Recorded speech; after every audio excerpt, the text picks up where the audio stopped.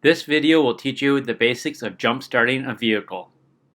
So jump starting a vehicle, a lot of times, it can happen any time of the year, but cold mornings, it's really more noticed that you're going to have to jump start. You're going to see that around more and more often as it gets colder.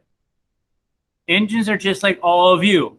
On a cold morning, do any of you like to get out of bed and get going right away and go for a run? Or do you like to lay in bed where it's nice and warm and stay there as long as possible? Engines are the same way. When they're cold in the morning, it takes more amperage and electricity to turn that starter, to turn the engine, to get it running. It's just cold. The oil's cold. Everything's cold, so it takes more. That's why on your batteries, we actually see a CCA, which is cold cranking amps. It's how much amperage that battery can put out at 0 degrees Fahrenheit. We care about that up here in the north because it's not uncommon for our mornings to be 0 degrees for 4 or 5 months of the year. We get that cold for a long time. This morning when I left my house, in my garage, it was 12, 16 degrees.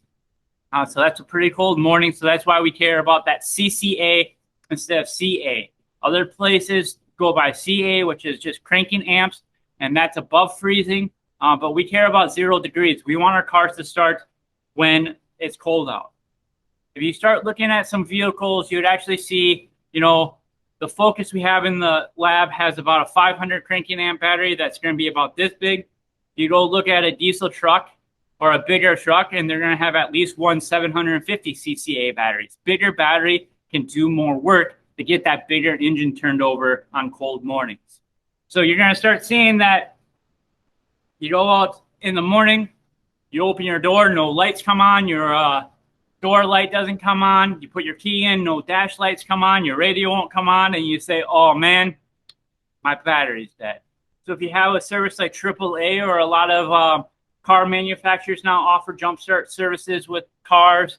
Some insurance companies offer jump start service with cars. You could call them up and say, hey, I'm stuck and my car's dead, and they could come jump you. Or there's a few things you could do yourself so you don't have to wait. It always seems like when it gets really cold and that when your car died, 1,000 other people's car are dead that morning too. You have to wait a while. So if you can help yourself, you might not have to wait out in the cold as long, and you can get to work. A few options we have: we went out to their car, we turned that key, nothing. The first thing I could do if I owned one would be a jumper pack. Here's our jumper pack. It's basically just a mobile battery with 2 clamps. So I'd black to negative, red to positive. And I can use this to start the vehicle. So instead of using the car battery, I use this jumper pack that has a rechargeable battery, and I can jump start that battery just to using this. So then I don't have to have 2 vehicles. Maybe I got time. Maybe I was just going to go get a soda at the gas station, so I didn't really have to go anywhere. I could pull the battery out of my car. I could bring it in my house where it's warm, and I could hook up a charger. So this is just a cheap charger off of Amazon. I can hook this up to, plug it into the 110 wall outlet, hook it up to the battery. I can charge my battery, get a charge back in that battery. It takes several hours to put a charge back in the battery, but I could do this. Once it's charged, I could put it back in my car and I could start it. That takes a little longer. A jumper pack costs some money. The jumper pack I showed you, I think, was about $150, between $150 and $180, I believe. You can get them in a lot of different price ranges. Some are better quality than others. Manufacturers are now making ones that are, a little bigger than your cell phone. So they may be about twice the size of my phone, because I don't have a very big phone. You can keep in your glove box. One of the most common things people have, or maybe a neighbor has, or a parent or a guardian or a coworker, is jumper cables. So here's a couple set of jumper cables. They have positive clamps, negative clamps on both ends, just like this pair. But there's a big difference between this pair is about $15. This pair is about $50. If we actually look at it, we can physically see there's a huge difference between the gauge and wire. Or the more expensive the jumper cable is, the bigger the gauge the wire is. The bigger the gauge of wire, the easier time you'll have jumping a battery, because the flows of electron can flow easier in a big gauge wire. Think about if this was a water hose. What water, one of these two would let more water through it if it was a hose? This one that both wires are about the same size as the one, or the bigger cable? The reason I say flow of water is because electricity kind of acts like water in a pipe. The water actually moving through the pipe is our electrons, what we're trying to move. Electrons and water kind of work the same, so bigger the pipe, the more we can flow through it. Bigger the wire, the more I can flow through it. So this is about a $15 pair. If you were trying to jumpstart a really dead battery, you probably would struggle with this because it might not be able to carry enough current or amperage to your battery to get it starting. You probably have to sit there a long time and let that battery charge as you run the live car. This one would work a lot better because it has a bigger gauge wire. It'd flow the electrons better. The nice thing about this little set is it fits in your trunk really nice, usually in a nice pouch, so it doesn't take up much space. So for the demonstration, I'm going to use my nice big pair of jumper cables to hypothetically jump this vehicle. When I set up my vehicles, there's a gap in between. I need close enough so I can hook up the batteries together so my cables will reach, but I don't want them touching. I don't want a direct path between the two vehicles for electrons to flow. If they're touching, I could accidentally short out something. Voltage could actually accidentally go where I don't want it to go, so I want it spread out. You also want to maybe look at where the battery is located before you park the two vehicles. The battery on this marquee is right up here in the corner, so I wouldn't want to park on the driver's side, the left side of the car, because now I have to reach every car even farther. If I can park right on this right side of the vehicle by the battery, I'll have an easier time reaching with my cable. So I want to try to set it up the best I can. That's not always an option if you're in a parking lot and there's a bunch of cars around you. Not always an option. There's been a time or two where I can't get into where I need to so I can jump start a vehicle to get the cables close enough. So I actually put the dead car in neutral and I'll push it out some so I can read. So the first thing I'm going to do before I start hooking up the jumper cables, I have it set up so I have my live vehicle right here. My dead vehicle's over here.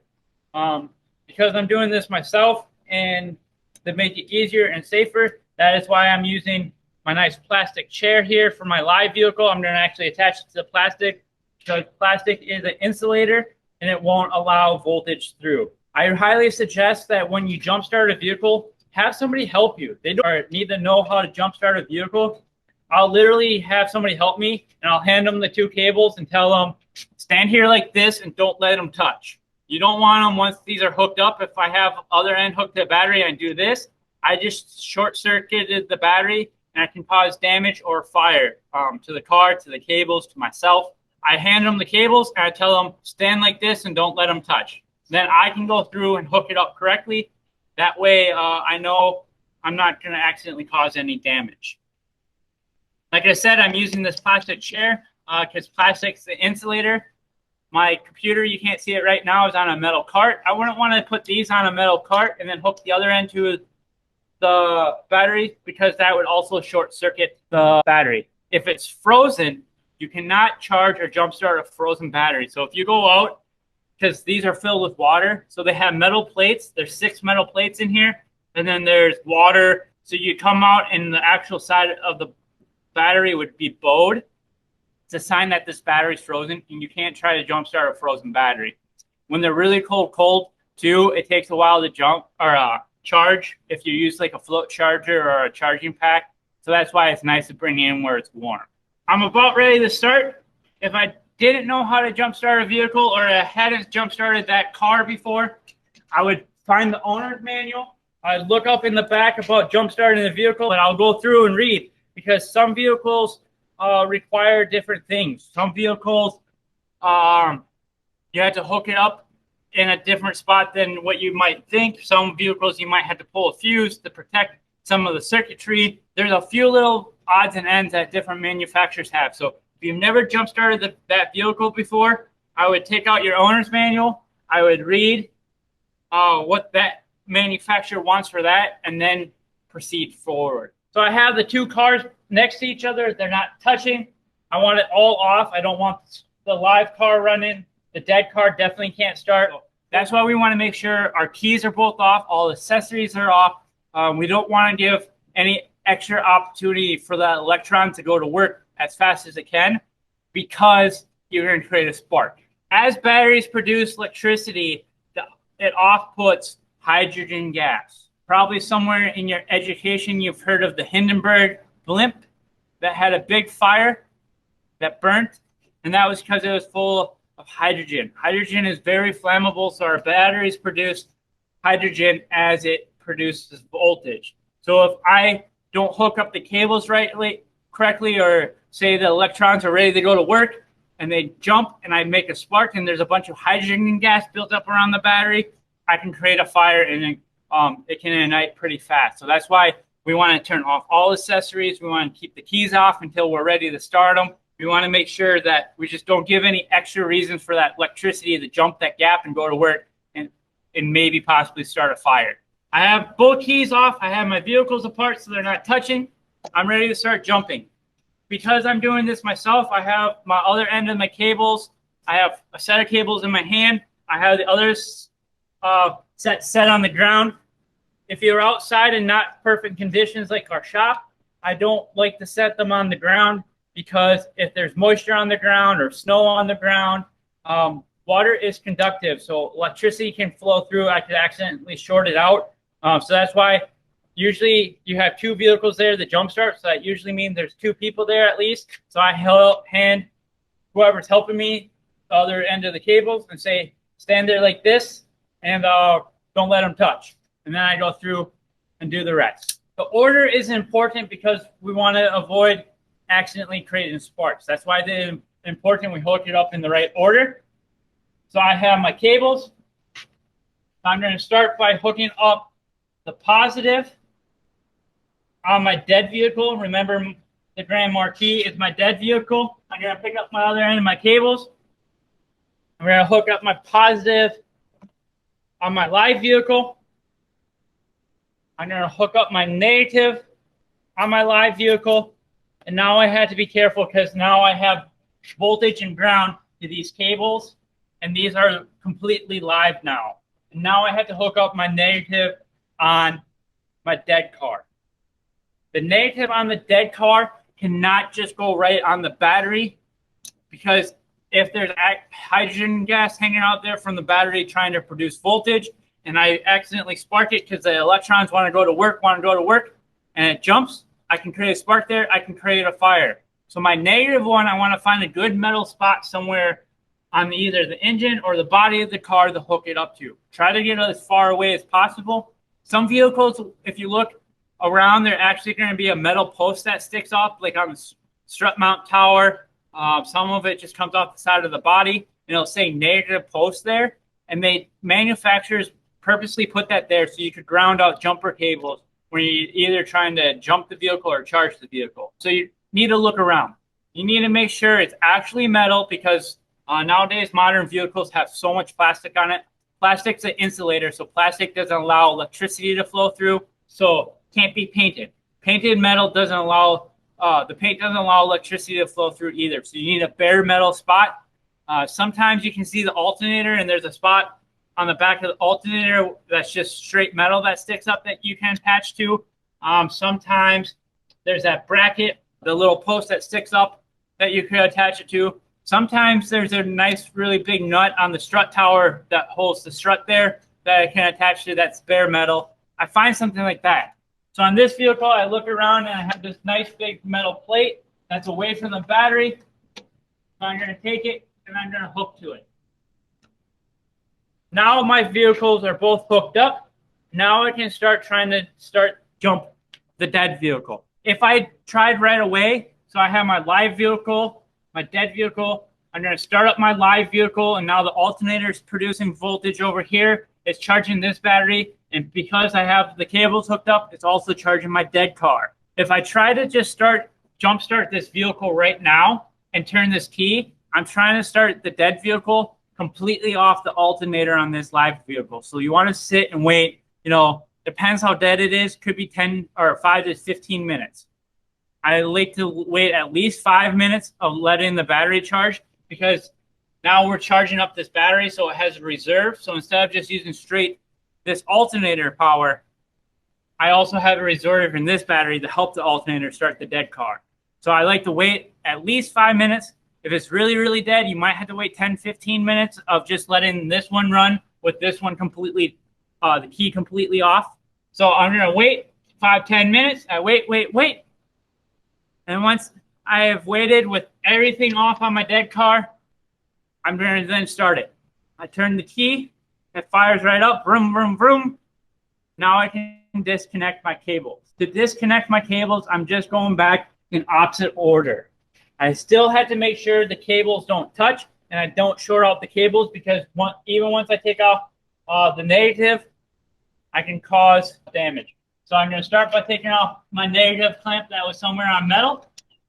I am then going to disconnect the negative on my live vehicle. And now there's not power going to the cables. I'm making sure nothing touched. I can disconnect the positive on my live. And lastly, I can take the positive off my dead vehicle. So now both vehicles are running. If I took any caps off, anything like that off to get access to the battery, put everything back how I had it, I can close the hood, make sure it latches fully, and now my vehicle is ready to go. If you had a jump-started vehicle and you only ran it, 10 minutes and you got it jumped, do not shut the dead vehicle. My marquee was my dead vehicle. If I just got it running, I wouldn't turn it off right away, because the battery hasn't had a chance to recharge. The alternator didn't have long enough to build up the capacity of the battery, the charge in the battery, so it can start again. So you got to jump and you're like, oh, okay, I got to run inside and get something. You shut it off, you come back out, it's probably still dead, because the alternator didn't have long enough time to actually charge that battery. Make sure you let it run for a while. I like to, if I had to jumpstart a vehicle, go for a nice drive. Allow the alternator time to charge that battery, so then you're not in the same situation again. So that's about it. We talked how to safely hook them up in the right order. We talked about why we can't hook it directly to the dead car's battery. We talked about allowing vehicles to touch. The accessory needs to be turned off so we don't have an accidentally reason for that to go create a spark. We have both vehicles running, so now I'm ready to, mosey on down the road.